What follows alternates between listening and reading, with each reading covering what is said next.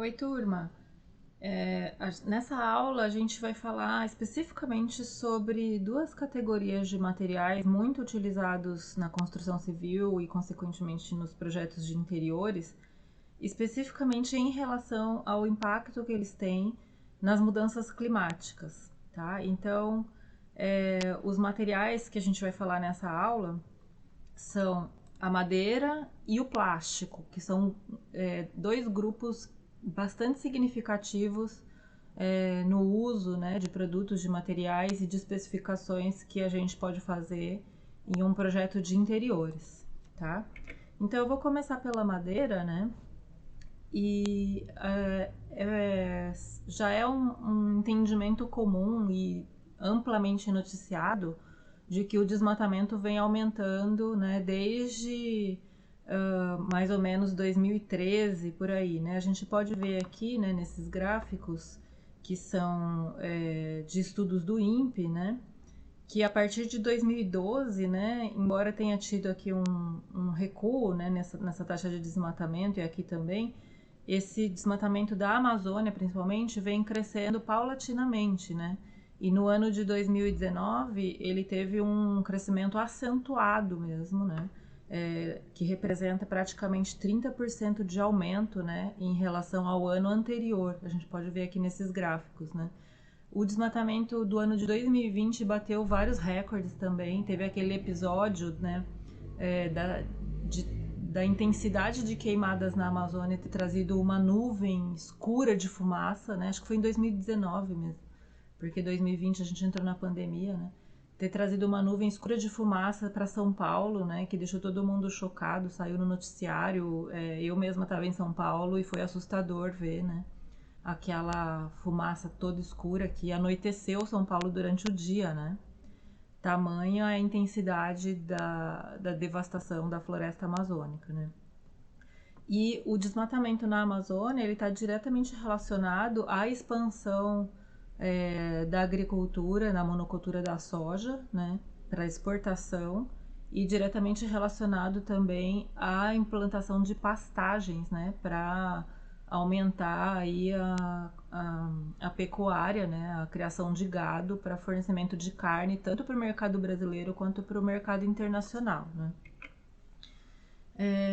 Só que o desmatamento, né, e as queimadas, né, em qualquer lugar, na verdade, mas a gente está focando assim na Amazônia porque é o grande alvo aqui no Brasil, né, eles emitem CO2 para a atmosfera, que é um dos gases, é o principal gás de efeito estufa, né? Vocês viram isso na videoaula sobre mudanças climáticas, né? E esse CO2, que é emitido tanto pela derrubada, né, de madeira, quanto pelas queimadas, né, vai diretamente para a atmosfera. Recentemente saiu uma pesquisa na Nature, né, agora em 2021 mesmo, de pesquisadores do INPE, que fizeram medições na atmosfera sobrevoando a Amazônia, né, de 2011 a 2018, então é uma ampla coleta de dados e bastante consistente, né, que afirma que durante esses anos o que foi registrado na Amazônia é que a Amazônia está emitindo mais CO2 para a atmosfera do que fixando o CO2, retirando o CO2 da atmosfera, o que seria o papel natural dela se o desenvolvimento dela fosse mais rápido do que a depredação, né, do que o desmatamento. Né? Se tivesse crescendo mais espécies arbóreas e mais vegetação na Amazônia do que sendo destruído, ela reteria mais CO2, né? E na verdade o que está acontecendo em diversos pontos ali é muito o contrário, né? Ela está mais emitindo CO2 para a atmosfera e isso é um problema gravíssimo, né? E aí a gente pode se perguntar, né, com relação à madeira, então, quer dizer, a madeira é sustentável, né, para uso na construção civil e no design de interiores, então, em relação às mudanças climáticas? Tem diversos fatores para a gente considerar, né? E o primeiro deles é que a madeira é um recurso renovável, né? Diferentemente dos derivados do petróleo ou de minerais que a gente tem que escavar o solo para retirar, né? E que é, existem naquela quantidade determinada no nosso planeta. A madeira é um recurso renovável, né? Que a gente pode plantar e ela pode crescer e a gente pode colher e pode plantar novamente, né? Em segundo lugar, né, o crescimento das árvores, pelo processo de fotossíntese e absorção de carbono da atmosfera, ele retira o carbono da atmosfera e fixa o carbono, né, na matéria, né? Então, o uso da madeira em elementos duráveis na construção civil, né, ele é tido como um mecanismo de fixação de carbono. Então, é carbono que a gente tirou da atmosfera e que não vai voltar para a atmosfera quando a gente utiliza em bens duráveis na construção civil ou nos projetos de interiores, né? Outra característica interessante, né, é que é possível a gente fazer o manejo florestal, né? Então é possível plantar uma determinada quantidade de árvores de determinada espécie que seja mais adequada para a construção civil, né? E esperar essas árvores crescerem até chegarem no ponto máximo de fixação de carbono e então colher essas madeiras, né? E aí destiná-las para a construção civil e aí replantar novas madeiras, retirando mais CO2, né, da atmosfera. O sequestro de carbono, né, que é a retenção de carbono, a retirada de carbono da atmosfera e a retenção desse carbono em uma matéria é mais intenso em árvores novas. Então, toda árvore que está realizando o processo de fotossíntese está fazendo essa retenção de carbono, mas nas árvores novas, que vão crescer mais rapidamente, mais acentuadamente, esse processo é mais intenso, né? A madeira é um material que tem baixa energia incorporada, a gente vai ver isso numa aula específica, né? E isso é um processo muito vantajoso se a gente for pensar na sustentabilidade como um todo, né? Então a gente deve utilizar principalmente materiais de baixa energia incorporada para que os impactos ambientais sejam os menores possíveis.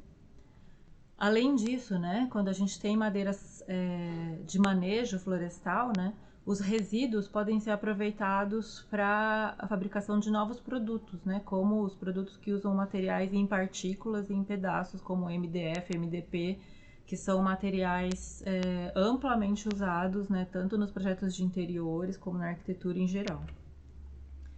Segundo pesquisadores aqui, né, o Oliver e outros, né, de 2014, a substituição de materiais construtivos convencionais, aço, concreto, por madeira, reduziria as emissões de carbono de 14% a 31% e entre 12% a 19% o consumo de combustíveis fósseis, né? Então, a madeira, se ela for utilizada a partir de manejo florestal, com todo o cuidado e seguindo diversas normas, né, de diminuição de impactos ambientais e sociais, né, ela é um material muito promissor a ser utilizado, né, e tem um potencial muito grande de redução de emissão de gases de efeito estufa, né. O uso da madeira reduz a pressão para a extração de recursos não renováveis na construção civil, né, segundo o CBCS, que é um grupo de pesquisadores que estuda diretamente a questão da sustentabilidade na construção civil, né. Por ser um material durável, passível de ser utilizado em estruturas, né, e tem diversas características que são muito atraentes, né, para o setor da construção civil e para os projetos de interiores especificamente, né, a gente tem muitas possibilidades de utilizar madeira em elementos que a gente possivelmente utilizaria, plásticos, aço, outros materiais, e a gente pode contribuir no sentido de diminuir essa pressão por extração de recursos que não são renováveis. Então, a madeira, ela é um recurso sustentável na construção civil desde que, né, não seja oriunda de floresta nativa, né? Então, quando se retira irresponsavelmente, sem estudos prévios ambientais, né, uma madeira de uma floresta nativa, a gente está afetando todos os biomas, né, ao redor. Então, a gente está afetando tanto a existência de animais, de micro-organismos, né, e todo o equilíbrio daquela região da floresta de onde uma madeira muito antiga foi retirada, né. E além de tudo, né, quando se retira a madeira oriunda de floresta nativa sem um estudo cuidadoso de que árvore é essa que a gente está tirando, por que que ela poderia ser retirada e isso traria algum benefício para a floresta, né?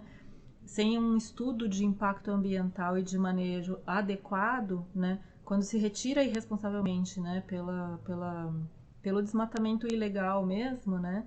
A gente, além de estar ainda causando um desequilíbrio em todos os biomas e em todo o ecossistema ali da floresta, a gente está mandando maiores emissões de gases de efeito estufa para a atmosfera, mas a gente não só está favorecendo isso, como está favorecendo a corrupção, né? Porque para retirar uma espécie dessa de dentro da floresta é necessário subornar fiscais, né? Desestruturar todos os órgãos de controle, né? E além de tudo, existe a sonegação de impostos, porque quem retira e vende, comercializa esse produto não está pagando imposto nenhum, né? Para a madeira ser sustentável, então deve ser uma madeira que não tenha sido retirada ilegalmente, principalmente de reservas ambientais e de terras indígenas, né? Que é uma questão gravíssima que está em evidência, né? Existe uma manifestação gigantesca, né? Um movimento político dos povos indígenas em Brasília agora, né? Nesse momento, inclusive, contra a aprovação do marco temporal, né, que quer reduzir a dimensão das terras indígenas, que hoje é comprovadamente conhecido, né, o papel dessas terras indígenas na preservação dessas porções de floresta, né? Diferentemente das terras de onde se retira a madeira de forma ilegal e para plantar tanto soja ou então ocupar com pastagens e ainda para fazer garimpo, né, retirar os minérios, né, e muitas vezes de forma ilegal. Então, se for madeira de floresta nativa, ela até pode ter esse caráter de sustentabilidade, né? Mas nessa condição que eu falei para vocês, né? Quando é realizado um estudo de impacto ambiental bem sério, que se constata, por exemplo, que ela é uma árvore já muito antiga, que ela está com uma sobrevida curta, que ela vai cair na floresta. Nesse caso, por exemplo, é melhor retirar essa árvore, porque ainda se pode aproveitar esse material, né? E é mais eficaz em termos de emissões retirar essa árvore que possivelmente vai cair em pouco tempo do que deixar essa árvore cair, porque aí sim ela vai emitir mais carbono, né? Então, para a atmosfera, se ela cair e se decompor sozinha na floresta, ela vai emitir mais carbono, né? Mas se for uma árvore que já está com a estrutura comprometida e com algum problema, né, de saúde mesmo naquele indivíduo daquela espécie, né, e for constatado por estudiosos, por pesquisadores, por profissionais relacionados ao manejo florestal, né, que é benéfico tirar, né, aquela árvore, né, para plantar uma espécie nova, etc. Ela pode ser tirada e geralmente quando é assim, que são árvores antigas, então elas têm uma dimensão muito grande, devem ser utilizadas na construção civil para um uso muito nobre, né? Então que seja para criar um objeto assim que tenha um alto valor agregado, né? Pode ser uma peça de design, né? Pode ser um mobiliário assim que seja bem importante, né? Mas que remeta à importância que aquela espécie teve, né? E não a uma madeira corriqueira, né? De uso corriqueiro. A madeira é sustentável no uso na construção civil e nos projetos de interiores, desde que ela seja também oriunda de manejo florestal, né? E para isso existem muitos documentos que comprovam essa origem, né? Então são florestas plantadas, né? Que a gente já viu por aí, né? Tem de pinos, tem de eucalipto, tem de outras espécies, né? E isso tudo precisa ser muito bem pensado também, né? Porque não basta a gente simplesmente encher todos os locais de florestas plantadas para ter madeira, porque isso também tem um impacto sobre as águas, né? A gente já é conhecido, né, o impacto, por exemplo, que as plantações de eucalipto têm, né, sobre as reservas hídricas, né? Porque o eucalipto ele também absorve muita água para poder crescer aceleradamente como ele cresce, né? E absorve carbono, mas tudo isso precisa ser equilibrado, né? para que a plantação, né, de uma espécie como essa também não esgote a reserva mineral, né, e o fornecimento de águas, né, de uma determinada região. As madeiras, né, de manejo, elas precisam ser colhidas na fase adulta, né, para que dê tempo, né, tanto de repor adequadamente. Então você retira uma porção de madeira adulta, né, enquanto uma madeira jovem está quase ali acabando de crescer, e você vai plantar, né, e até que essa nova madeira cresça, a outra já está no tempo de ser colhida. Então precisa ter esse equilíbrio, né, para dar um tempo para que a floresta cresça e que consiga se repor adequadamente essas espécies, né?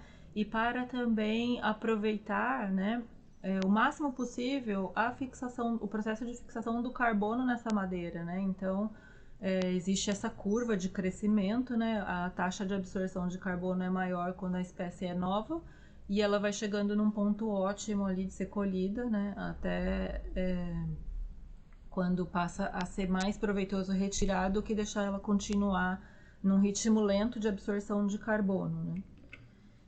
E os projetistas, né, e os projetistas de interiores, né, os projetistas de arquitetura e de engenharia, que seja, eles precisam ter conhecimento sobre a origem dessa madeira, né, e esse processo todo de manejo, o que isso envolveu, né, e como é que a gente faz isso, né? Então, primeira coisa é assim, a gente precisa se remeter a instrumentos de controle, né?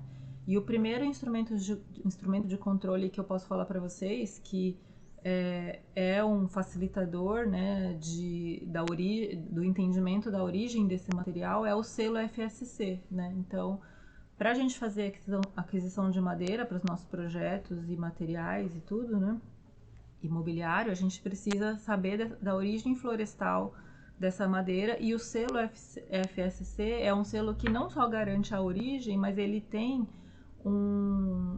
para que o produtor tenha esse selo, ele precisa cumprir uma série de requisitos ambientais, sociais, né, de prática de manejo adequado. Então é um controle bem rigoroso que se faz dessa produção, né? Além de verificar se esse material que a gente está comprando, esse mobiliário que a gente está comprando, ele tem esse selo FSC do seu material, a gente pode fazer uma pesquisa, né, na base de dados do FSC para se certificar que esse material realmente é certificado, que não é uma documentação fajuta, falsificada, né, para a gente ter certeza de que esse material é sustentável realmente, né. Existe também um outro sistema de certificação, né, que é o Serflor, é um sistema de certificação florestal brasileiro, que é do Inmetro, que também qualifica essas madeiras, né, em relação à qualidade do manejo responsável, a impactos ambientais e sociais também. Existe o documento de origem florestal, né, que qualquer madeira precisa ter para ser comercializada, né? E existe um cadastro de madeiras do estado de São Paulo também. Então a gente tem vários recursos para a gente conseguir fazer esse controle, né, da origem dessa madeira, para a gente não comprar de forma alguma madeira ilegal, né? E dessa forma a gente não contribui com a degradação da Amazônia e com as emissões de carbono, né, que cada vez aumentam mais, né? E agora eu vou falar para vocês dos plásticos, né?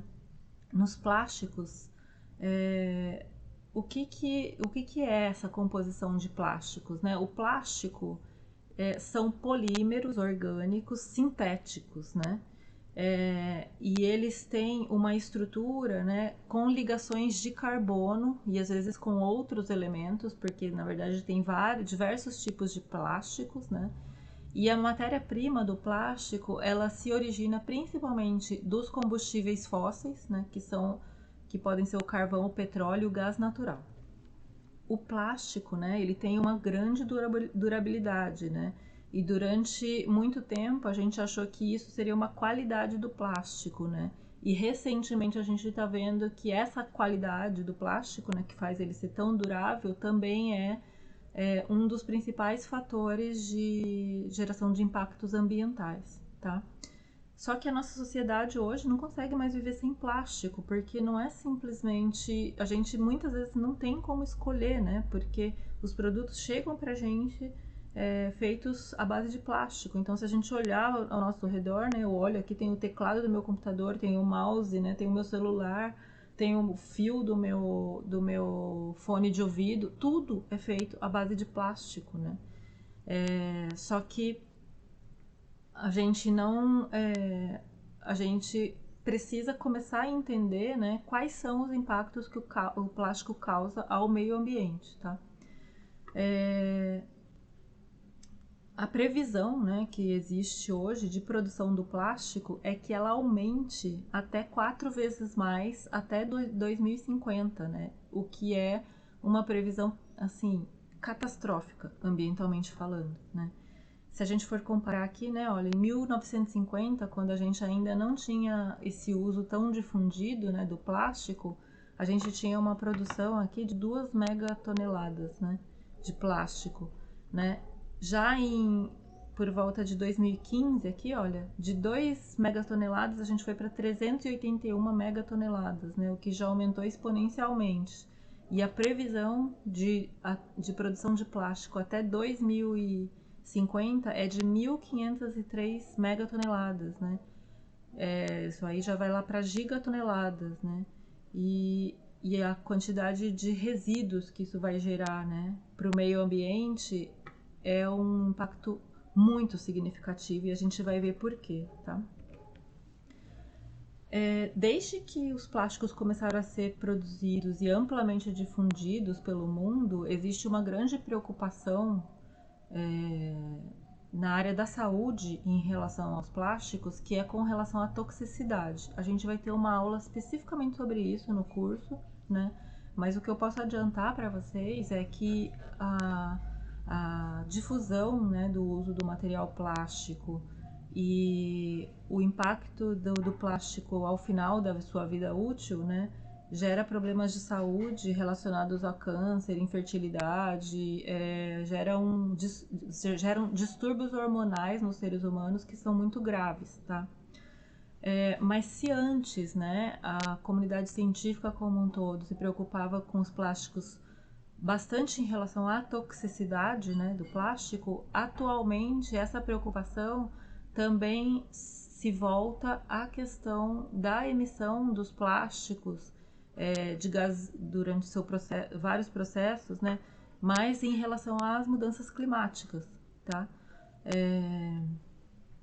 Aqui a gente tem um mapa, né, do Shen et al., né, Shen e outros, um artigo de 2020 que demonstra a utilização de plásticos nos diversos locais aqui, né, no mundo, né, distribuídos pelo mundo. Então, esses países, né, que são do eixo norte, que é mais desenvolvido, eles têm um impacto aqui bastante significativo em relação ao uso do plástico, se a gente for comparar com o sul global, né? Então aqui, ó, América do Norte 17,7%, Europa 18,5%, China 29%, né? Outros países da Ásia 16,8%, América Latina 4%, né? África 7,1%. Então o uso e a difusão do plástico e a geração de resíduos, consequentemente, é muito maior no hemisfério norte, né? Aqui aqui estão os dados, né, do crescimento da produção de plástico em nível global, né, que só vem aumentando, né, e infelizmente a previsão é de que isso aumente mais ainda, né. Então eu vou falar para vocês sobre 3 impactos específicos, né, da produção de plástico, né. O primeiro deles é o impacto que a produção de plásticos tem durante a fabricação mesmo, né? Então, o que acontece aqui, né? Olha, os plásticos, eles vêm de materiais fósseis, né? De materiais brutos, né? Que são o carvão, o óleo cru e o gás natural, né? Durante a mineração desses produtos, né? O transporte e o refino desses produtos, já existe uma emissão significativa, né? De gases de efeito estufa para a atmosfera, né? Aí depois, né, que os plásticos são transformados aqui, né, em várias substâncias, depois que esses materiais brutos, né, que são o petróleo, o carvão e o gás, eles são transformados em outros materiais, né, vem a parte da manufatura, né, desses materiais que vai transformar isso em objetos em outros materiais, né, que aí já são os plásticos que a gente conhece mesmo e também gera uma emissão de CO2 para a atmosfera, né. Depois de transformado, né, esse material que já sofreu um refino aqui, né, nos plásticos que a gente conhece, isso vai ser transformado em produtos, né, em objetos, né, aqui nos produtos eletrônicos, vai para a construção civil, né, vai para outros tipos de produtos, né, e principalmente na área médica, não se vive mais sem o plástico, né.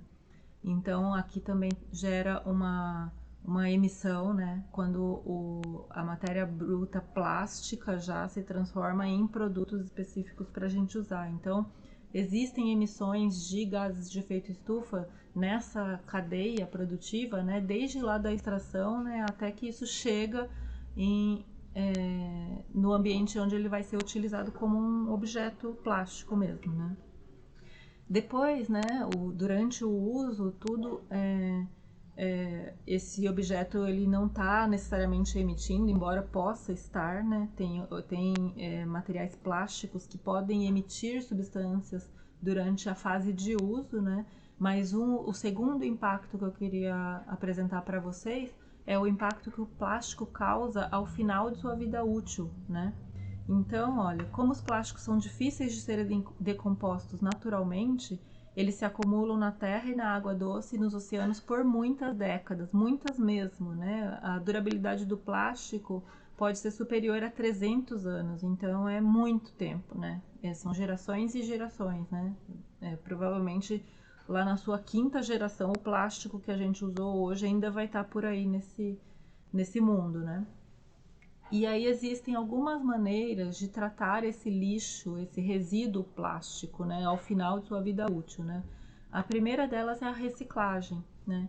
A reciclagem é a transformação desse material em novos produtos por meio da modificação de suas moléculas e tudo. Vão virar novos produtos, né? A reciclagem emite CO2 em menor quantidade do que na produção original do plástico, lá quando saiu do petróleo, né, do carvão, etc. Mas o custo da reciclagem é maior do que o custo da produção original do plástico. Por quê? Não é só pelo fato de transformar esse plástico, né, de derreter esse plástico e transformar ele num novo objeto. É porque a reciclagem ela envolve uma cadeia de serviços até que ela seja concretizada. Então ela precisa de gente que trabalhe na coleta, na triagem, na destinação desse material, no transporte, na fusão, nesses processos industriais de transformação. Então envolve uma cadeia muito complexa, né, até que ela consiga ser efetivada, né. Uma segunda forma de lidar com esse resíduo plástico é a incineração. O que é isso? É a queimada, né, desse material de forma que ele desapareça, né? Só que a incineração é uma queimada controlada, que pode reaproveitar a energia que ainda existe nesse plástico, né, que é um material que está lá condensado, né, em forma sólida. Então quer dizer que existe uma energia ali, né, e quando se queima esse material, né, essa energia ela pode ser coletada e reutilizada de outra forma, assim como as substâncias poluentes que a queimada desse material emite. Então a incineração é uma maneira possível de controlar, né, esse resíduo plástico ao final de sua vida útil, mas essa incineração também pode emitir CO2 em grandes quantidades, né? Então é possível de ser feito, mas não é a forma mais correta da gente pensar no tratamento desses resíduos, né? A terceira maneira de tratar resíduos de plástico é mandar para os aterros sanitários, né? E aí o que vai acontecer lá, né? O aterro, ele é um lixão, entre aspas, controlado, né? Então, o aterro sanitário, a gente vai ver numa aula sobre isso, mas ele tem uma camada que torna o solo impermeável, né? E os resíduos são depositados ali e se coloca uma camada de terra em cima, né, para que eles não fiquem emitindo CO2 para a atmosfera, e eles vão entrar ali num processo de decomposição, né, com micro-organismo, com bactéria, com tudo, e são muitos materiais ali misturados, né. Então, o aterro, ele é uma infraestrutura cara, assim, em termos do município arcar com essa despesa, né? E a gente também não pode ficar construindo aterros indiscriminadamente, porque ele exige um terreno muito grande, ele exige que se faça toda essa preparação do solo para não infiltrar aquele chorume, que é um resto líquido de lixo que é contaminante, né? Pode contaminar o lençol freático, as águas, né? O solo, né? Então é uma estrutura cara, né? Que na verdade não é o ideal, mas é uma forma possível de tratar esse resíduo, né? Mas não é o que a gente gostaria que acontecesse com todo esse material plástico, né? E outras formas é a queima indiscriminada, né? Que a gente vê tanto por aí, muitas vezes um vizinho lá pega uma quantidade de material que ele achou que não serve mais na casa, joga num terreno e queima isso aí, né? Só que isso é altamente impactante, né? Emite CO2, emite substâncias tóxicas que estão impregnadas nos plásticos, né? Que constituem os plásticos, e a queima, né, ou a decomposição desse material ao ar livre, ela emite mais CO2 para a atmosfera do que se fosse na água, né? Mas na água, a decomposição do plástico, ela vai gerando nanopartículas, né, que vão contaminar a cadeia alimentar como um todo. A gente vai ver isso, tá? O terceiro, então, impacto importante dos plásticos, né, ao final de sua vida útil, é nos oceanos, né? Nas águas em geral e nos oceanos, né? Primeiramente, por quê, né? Porque o equilíbrio, né, dos oceanos, né, em termos de tanto de fotossíntese quanto de absorção de carbono, que o oceano faz bastante também, não só as florestas fazem, os oceanos têm um papel decisivo no equilíbrio do teor de carbono na atmosfera, né, de CO2 na atmosfera. Quando eles precisam os oceanos precisam da luz solar para que todo o processo de fotossíntese, fixação de carbono se realize corretamente, né? Dentro dos oceanos lá, né? E aí quando a gente começa a lançar elementos plásticos, né? Não precisa nem ser um plástico desse tamanho, assim, com formato de objetos, né? Podem ser aquelas micropartículas de plástico já decomposto, em decomposição, e podem ser as nanopartículas de plástico também, né? Elas começam a interferir tanto na permeabilidade dessa luz solar dentro dos oceanos, né? Os oceanos têm organismos que fazem a fotossíntese, que aproveitam a luz solar como energia e que retiram carbono da atmosfera também, né? Então, essa permanência do plástico, né, ali na superfície vai impactar na refletividade que o oceano faz da luz solar, ou seja, vai mandar mais luz solar de volta e vai diminuir a absorção, e também vai impedir a entrada da luz e vai desequilibrar todo o sistema ali, né? E aí, como que é um pouco, vou explicar sucintamente, né? Até porque não é minha área de especialidade, né? Seria muito mais interessante um oceanógrafo explicar isso, ou um biólogo, né? Mas existe todo um sistema muito delicado ali nos oceanos, que é uma cadeia alimentar e que também é uma cadeia de absorção de CO2 e de carbono para equilibrar com o carbono da atmosfera, né, e do planeta como um todo, né? E o primeiro organismo que faz esse papel é o fitoplâncton, né? O fitoplâncton, ele é um organismo que, da mesma forma que as folhas fazem a fotossíntese para absorver o carbono, né, no solo, né, ele faz nos oceanos, né? Então, o fitoplâncton é aquele primeiro organismo que vai retirar a energia solar e transformar isso em uma matéria que é o carbono, que ele também está retirando da atmosfera.